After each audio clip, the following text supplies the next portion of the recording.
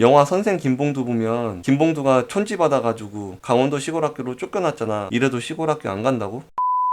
처음에 발령받은 선생님들은 대부분 서울이나 대전, 일산 같은 대도시에서 근무하기를 바라는 것 같아. 맛집도 가야 하지, 취미생활도 해야지, 연애도 해야지. 이해를 못하는 건 아니지만 내 개인적인 생각으로는 신규 교사일수록 시골학교에서 근무를 하는 게 좋다고 봐. 네가 시골학교에서 근무하니까 꼬시는 거 아니냐라고 생각할 수도 있는데 일단 내 얘기 한번 들어봐봐. 첫 번째 이유는 바로 여유로움이야. 당연한 말이긴 한데 도시 학교에 비해서 상대적으로 아이들이나 학부모님들에게 적게 치여. 교대에서 공부할 땐 이상적인 교실의 모습을 상상하지만 한 반에 20명, 30명 되는 교실은 그야말로 전쟁터나 다름없어. 수업 시간이나 쉬는 시간에 장난치고 떠들지, 누구 하나 싸움 나면 학교 전체가 들썩이지, 20명 넘는 아이들 급식 지도하면 밥이 입으로 들어가는지 코로 들어가는지도 몰라. 숙제 검사하랴, 쿨메신저 보랴, 업무하랴, 진짜 정신이 하나도 없어. 반면 시골 학교는 상대적으로 여유가 있는 편이지. 아이들이 적고 죄다 동네에서 맨날 같이 놀기 때문에 학부모님들끼리도 친해. 학교 폭력이 일어나는 경우도 적고 처음에는 아이들이나 학부모님들 대하기가 부담스러워하는 신규 선생님들이 많은데 나는 이런 선생님들일수록 시골 학교에서 근무하기를 추천해. 두 번째 이유는 바로 업무 능력 향상이야. 시골 학교든 도시 학교든 간에 학교에서 하는 일은 크게 다르지가 않아. 생존 수영 실기 교육, 학교 폭력 관련 예방 교육, 수학여행, 체험학습, 수련활동, 갖가지 생활안전 교육, 민방위 훈련 등등 교육부에서 하라고 하는 교육 과정이나 업무들이 비슷비슷해.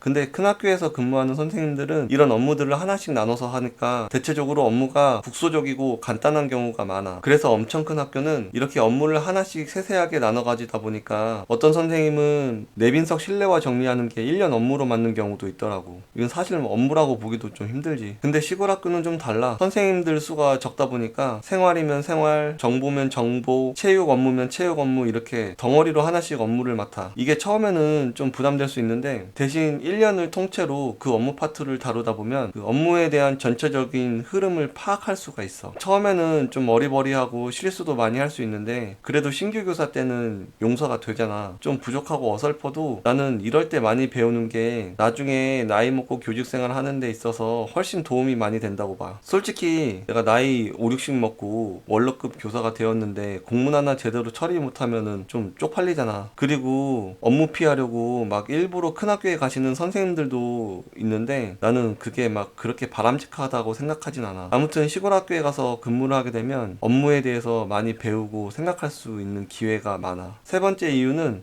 발전 가능성의 기회가 많아. 선생님들이 적다 보니까 다양한 연구대회에 참가한다든지 학생체육대회 지도 실적 등을 쌓을 수 있는 기회가 많다고. 특히 어느 정도 승진에 대해 욕심이 있는 사람은 더더욱 시골 학교로 가는 것을 추천해. 승진을 하기 위해서는 다양한 승진 점수가 필요한데 대표적으로 20년 이상 근무해야 받을 수 있는 경력 점수, 그 다음에 연구 점수, 지역 점수, 근무 평점 같은 점수들이 있어. 물론 장학사로 가는 방법도 있긴 한데 지금 내가 말하는 건 일반적인 방법이야. 시골 학교에서 근무를 하다 보면 연구대회에 나갈 기회가 많아서 연구 점수 쌓기에도 좋고 학교 주변이 죄다 논두렁이니까 지역 점수 받기에도 좋아. 승진 욕심이 있는 선생님들은 오히려 자진해서 섬에 들어간다니까. 영화 선생 김봉두 보면 김봉두가 촌지 받아가지고 강원도 시골 학교로 쫓겨났잖아. 그게 선생 김봉두의 빅피처였다니까. 나중에 승진하고 싶은데 계속 도시에서 근무하면 고경력이 되었음에도 불구하고 시골에 내려와서 근무해야 하는 경우가 생긴다고. 그럴 바에야 차라리 젊었을 때 미리 고생하는 게 훨씬 낫지. 마지막 네 번째 이유는 시골 학교에서 일하면 돈을 잘 모을 수가 있어. 어차피 시골에서 근무하나 도시에서 근무하나 월급은 똑같잖아. 같은 월급 받는데 도시에서 살면 돈 쓰는 일이 더 많을 거 아니야. 맛집도 가야 하고 데이트도 해야 되고 쇼핑도 해야 되고. 반면에 시골은 9시 되면 문 여는 가게가 없어. 돈을 쓰고 싶어도 쓰지를 못해. 자기 월급 3년 5년 모아서